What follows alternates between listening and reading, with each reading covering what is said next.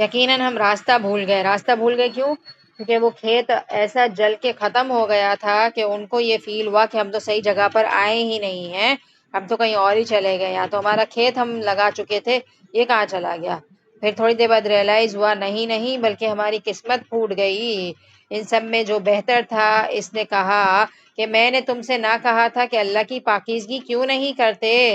تو سب کہنے لگے ہمارا رب پاک ہے، بے شک ہم ہی ظالم تھے۔ پھر وہ ایک دوسرے کی طرف رک کر کے آپس میں ملامت کرنے لگے، کہنے لگے ہائے افسوس، یقیناً ہم سرکش تھے، کیا عجب ہے کہ ہمارا رب ہمیں اس سے بہتر بدلہ دے تو ہم اب اپنے رب ہی سے آرزو کرتے ہیں۔ یوں ہی آفت آتی ہے، اور آخرت کی آفت بڑی بری آفت ہے، کاش لوگ سمجھتے۔ تو امید ہے آپ کو یہ واقعے کا خلاصہ تھوڑا بہت سمجھ آ ہی گیا ہوگا، اور اس میں جو لیسنز ہیں وہ ہم اپنی پریکٹیکل لائف سے نکالیں گے۔ بڑی بڑی باتیں ہمارا کرنے کا فائدہ نہیں ہے، ہم یہ سوچیں گے کہ روز مرہ زندگی سے پوائنٹس کیسے نکالنے ہیں۔ تو دیکھتے ہیں ان آیات کو ایک نظر دوبارہ۔ میں نے صرف ترجمہ پڑھا تھا، اور جو سیکھنے کی باتیں ان کو اب میں دوبارہ ڈسکس کروں گی۔ اللہ تعالیٰ سے دعا ہے کہ ہمارے اندر جو کمی ہے ہم اس کے ذریعے سے دور کر لیں۔ اب بات یہ کہی جا رہی ہے کہ جن لوگوں کو مال اور اولاد پر گھمنڈ ہوتا ہے اور ان کو لگتا ہے کہ ان کا بڑھاپے میں سب کچھ ساتھ دیں گے،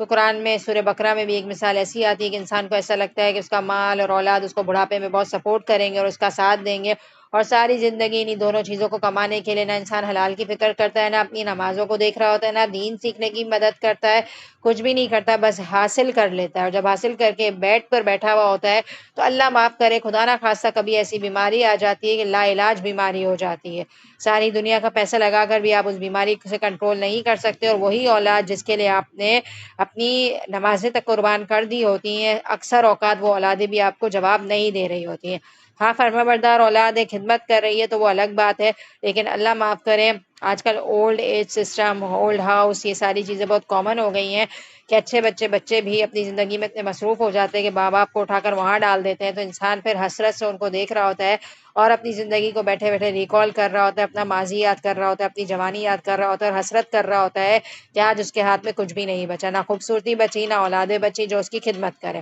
تو اصل میں یہ ہے کہ مال کماتے ہوئے حلال حرام کا دھیان رکھیے، کیونکہ کل عذاب آئے گا تو آپ کو آپ کے بچے نہیں بچائیں گے، اور اسی طرح اپنی نمازوں کی خود حفاظت کریں، کیونکہ کل ہم مشکل میں ہوں گے اور ہم سے نمازیں نہیں پڑھی جا رہی ہوں گی تو ہماری مدد کے لیے کوئی نہیں آئے گا۔ تو اللہ تعالیٰ ایک مثال بیان کر رہے ہیں، اور وہ ہماری زندگی سے ریلیٹڈ مثال ہے، اور وہ مثال ہے ایک باغ کی، اور ایک باغ تھا بہت ہی خوبصورتی سے بنایا ہوا تھا، بہت ایفرٹ لگی ہوگی، کیونکہ کوئی باغ تیار کرنے کے لیے، مزید پھل پھول لگانے کے لیے زندگیاں گزر جاتی ہیں۔ پہلے زمین کو نرم کیا جاتا ہے، پھر اس پر مٹی لگائی جاتی ہے، پھر اس کو ٹیک کیئر کی جاتی ہے، پھر پانی دیا جاتا ہے، پھر بہت سارے پھل نکلتے ہیں، ایک مشکل چیز ہے اور ٹائم لگتا ہے ہمارے لیے۔ اس سے کوئی بھی چیز لے لیں، آپ نے مثال کے طور پر ایک گھر بنایا، گھر بنانے کے لیے آپ نے کیا کیا، جمع پونجی لگا دی، اور جمع پونجی کمانے کے لیے آپ نے زندگیاں گزار دی، آپ 40 45 یا 50 پلس ہوئے، پھر آپ نے کہیں جا کر گھر بنایا، اور آپ تو پھر ظاہر سی بات ہے ریٹائر کی عمر پہ پہنچ گئے اور دنیا سے پتہ نہیں کب چلے جائیں، تو یہ گھر آپ اپنے بچوں کے لیے چھوڑ کر اپنی آنکھوں کے سامنے چلے جاتے ہیں۔ تو یہاں ایسی ہی ایک باغ کی مثال دی جا رہی ہے کہ پوری زندگی کی محنت لگا کر ایک باغ تیار ہوا ہے اور پھل آئے جا رہے ہیں، تو انسان کے اندر ہرس ایسی آ جاتی ہے کہ وہ سب چیز اپنے لیے کرنا چاہتا ہے، اپنے لیے سمیٹنا چاہتا ہے۔ تو اس آیت میں بھی یہی کہا جا رہا ہے کہ انہوں نے کیا کہا تھا کہ ہم کل جا کر اپنے باغوں سے خوب پیداوار لیں گے، اور انہوں نے انشاءاللہ نہیں کہا تھا، یعنی کہ اللہ پر بھروسہ نہیں کیا تھا، ان کو لگ رہا تھا کہ خود حاصل کر لیں گے سب جا کر۔ لیکن میرا کہنا یہ ہے، اور قرآن کہتا ہے کہ اللہ کا جب تک حکم نہیں ہوتا کوئی چیز آپ حاصل نہیں کر سکتے، لہٰذا کوئی بھی کام کرنے والے ہو تو انشاءاللہ ضرور کہیں۔ اور پھر کیا ہوتا ہے کہ اللہ تعالیٰ کے حکم سے اللہ کی ناراضگی ہوتی ہے، کیونکہ ان کا تکبر، ان کی ساری چیزیں اس میں شامل ہوتی ہیں، اور ان کا یہ نہ کہنا کہ انشاءاللہ ہم ایسا کر لیں گے، اپنے اوپر ہی سب کچھ بھروسہ کر لینا، تو اللہ تعالیٰ نے راتوں رات ان کے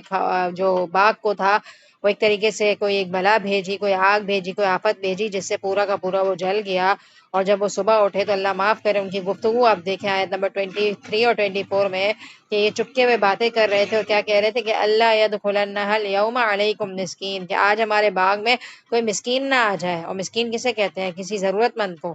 اور ہمارا دین تو ہمیں یہ سکھاتا ہے کہ تمہیں کوئی بھی نعمت ملے فوراً سے اللہ کے بندوں کو یاد کرے۔ اور آپ میں سے کس کس کی عادت ہے کہ آپ کی زندگی میں کوئی نعمت آتی ہے تو آپ فوراً سے اللہ کا شکر ادا کرنے کے لیے کچھ نہ کچھ صدقہ کرتے ہیں؟ مثال کے طور پر شادی نہیں ہو رہی ہے بچوں کی اور کسی اچھی جگہ سے رشتہ ہے اور بات بن جائے، تو جیسے ہی بات پکی ہوتی ہے کون ہے جو صدقہ کرے؟ کرتے ہیں نہیں کرتے؟ اولاد نہیں ہو رہی اللہ نہ کرے اور پھر خوشخبری آتی ہے تو فوراً صدقہ کرتے ہیں. مال نہیں بن رہا لیکن اچھی پروموشن ہو جائے بچوں کی یا شوہروں کی تو پھر شکر ادا کرتے ہیں. بچوں کا ایڈمیشن نہیں ہو رہا ہے پھر ہماری دعاؤں سے ایڈمیشن ہو جاتے ہیں تو فوراً ہم شکرانے کے نفل پڑھتے ہیں. دو چیزیں پلے باندھ دیں، دو نفل ضرور پڑھا کریں. مثال کے طور پر گاڑی چاہیے تھی نہیں آ رہی پھر آ گئی اچانک،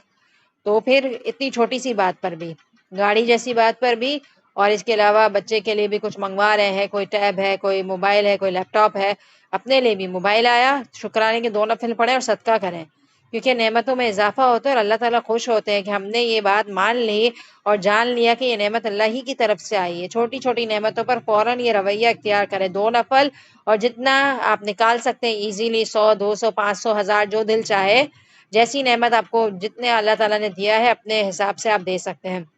آپ یہ سوچیں کہ انہوں نے یہ سوچا کہ ہمارا باغ جو ہے نا خوب خوب پھل برسا رہا ہوگا تو بھی ہم کسی مسکین کو نہیں دیں گے.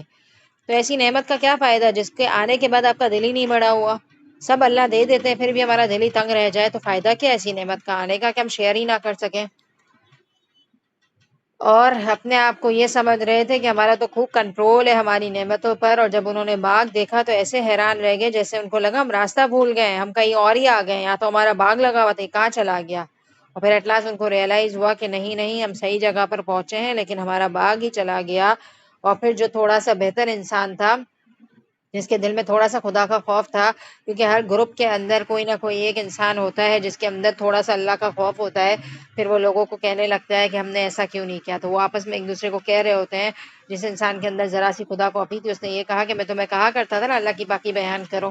کیوں نہیں کری ہے اللہ کی پاکی بیان؟ یعنی کہ اللہ کو یہ اعتراف کیوں نہیں کیا کہ یہ نعمت اللہ کی دی ہوئی ہے. اور پھر سب کو ریئلائز ہوا کہ دے ور رانگ، اور انہوں نے فوراً کہا کہ ہم ظالم تھے، اور ایک دوسرے کو آپس میں ملامت کرنے لگے اور کہنے لگے کہ بڑا افسوس کہ ہم ہی بڑے سرکش لوگ تھے. اور پھر جب انہوں نے توبہ کر لی تو پھر وہ ایک دوسرے سے کہنے لگے کہ ہم معافی مانگتے ہیں اللہ سے، اور ہو سکتا ہے کہ اللہ تعالیٰ ہمیں ہمارے اس دنیا سے بہتر باغ دے. تو حقیقت یہی ہے کہ کوئی چیز ہم نے بہت محنت سے حاصل کی ہو اور اللہ نہ کرے کوئی ناراضگی کی وجہ سے وہ ہمیں نعمت لے لی جائے، تو بجائے اس کے کہ ہم اب ڈٹ جائیں اور اللہ سے ناراض ہو جائیں کہ اللہ نے لے لی اور ابھی تو دی تھی اور تھوڑے دنوں میں لے بھی لی، بجائے اللہ سے ناراض ہونے کے ہم کیا کریں؟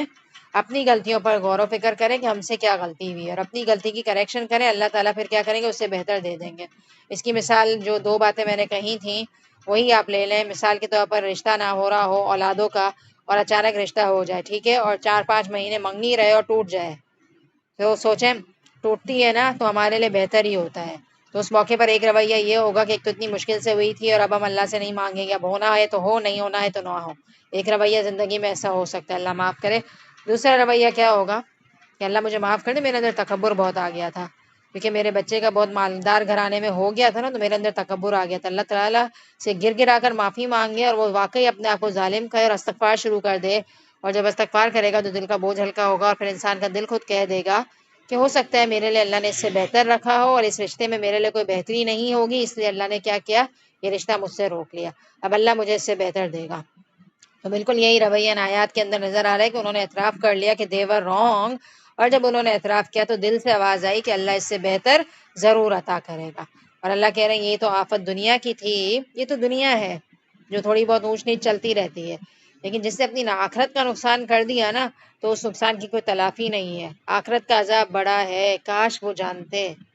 دنیا میں انسان تم سن لو، چھوٹا چھوٹا لاس ہم سے برداشت نہیں ہو رہا ہوتا. اچھی جگہ رشتہ ہو گیا وہ رک گیا، اولاد کی نعمت ملی، اللہ معاف کرے 3 مہینے میں ڈی این سی ہو گئی، تو کتنی تکلیف ہوتی ہے نا ایک ماں کو، کتنا ٹائم لگتا ہے اس صدمے سے ریکور ہونے میں. اللہ نہ کرے والدین میں سے کوئی ایک فوت ہو گیا تو بہت مشکل ہوتی ہے ریکوری کرنے میں، لیکن ہو جاتی ہے ریکوری کیونکہ اللہ نے ایک سسٹم رکھا ہے. کیونکہ اللہ تعالیٰ اگر ہمیں سیڈنس سے نکالے نہیں تو ہر انسان سیڈنس میں ہی مر جائے گا، ایک مرے گا پیچھے دوسرا مر جائے گا. اللہ نے صبر دیا ہے ہمیں. اللہ نہ کرے سگا بچہ، اللہ نہ کرے کوئی چیز بھی ہماری چلی جائے دنیا سے، نانیاں چلی جائیں، دادیاں چلی جائیں یا کوئی بھی چلا جائے، اللہ معاف کرے.